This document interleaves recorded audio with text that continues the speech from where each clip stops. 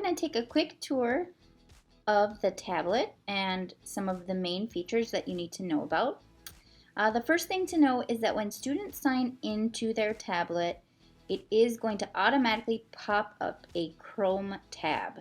So you'll see that once I signed into this tablet, it popped up the Bloomington Public Schools website.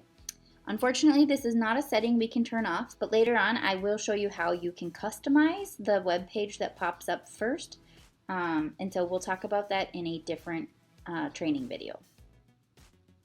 The second thing to know is that obviously the tablet does not have a home button like the iPad does.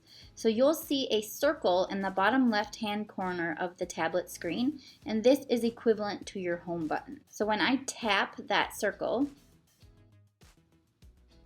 it's going to take me to the home screen. So if students ever need to get out of an app or get back to this basic home screen, they're always going to tap that circle in the bottom left corner. Again, it's equivalent to the home button, that center button on the iPad. Another thing to know that is along the bottom of the screen is what's called the shelf. And we'll learn about the shelf a little bit more in some different training videos, but you have the ability to pin some things onto your shelf and to customize that shelf. It's similar to the dock on a teacher MacBook. Because this is a Chrome tablet, students will always be using Chrome to search the web. So if you go ahead and click that Chrome app, students can come up to this omnibar and search whatever it is they are looking for. We are going to go over the keyboard features in a different video, so stay tuned for all the different options students have to type and voice and even write what they're looking for when they go into the internet to search. I'm going to select the home button to get us back to where we were. The next thing to know about, in order to customize your tablets, you're going to need to go into the settings. There's a couple ways to do that. There is a settings app, so you can always get into the settings by selecting that app, or you can get to the settings by going down to the Wi-Fi battery time area and clicking the settings icon here. We will go into specific settings in different videos, so stay tuned for that. The next thing you should really know about as you're navigating the tablet is the Play Store and the Web Store. So those are located at the top of my tablet here. This is where you're going to go to download new apps to the tablet for your students. You can see that the apps look similar to the apps on an iPad and that I can scroll through different panels the same way I can on an iPad. So I can have several panels of apps. In a different video, we'll talk about how to add apps, remove apps, and put apps into folders. On the iPad, in order to search the device, you drag down from the top. On the tablet, that search bar is just automatically located at the top. And so you can go ahead and click into that search bar to search for anything on the tablet or to even search the web. On the iPad, you could drag up from the bottom of the iPad to get a control panel or a control center.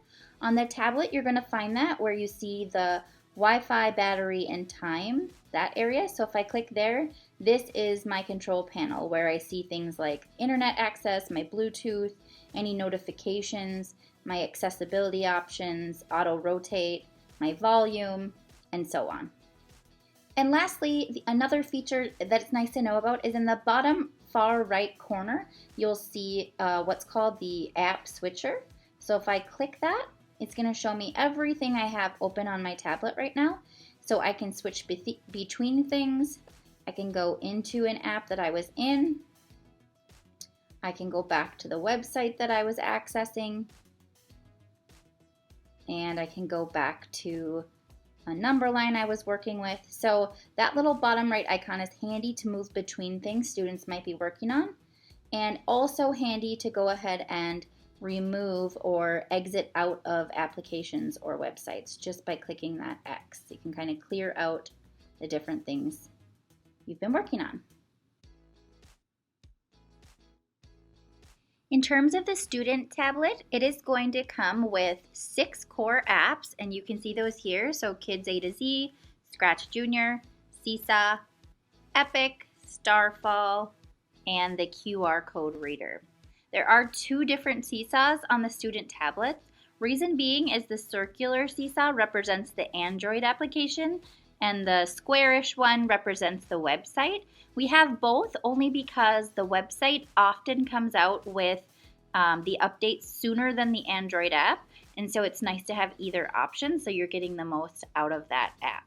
You'll also see standard on every student device is Google Chrome, since that's the internet operator on the tablet. The camera, of course, for students to take pictures and videos, and then files where their camera and videos are stored. And so you'll get to kind of decide how you want to set this up for students. Down here you have settings and Play Store and Web Store. Those are necessary apps for students to use, but maybe you don't want them on the front panel. So I might suggest just taking those and moving them to a different panel as needed.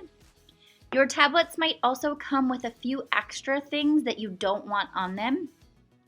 For example, Google Drive or Google Sheets. And so if that happens, if an app shows up on your tablet, your student tablet at the beginning of the year, and you don't want that, the simple way to get rid of it is to just hover over the app and then click uninstall or remove from Chrome.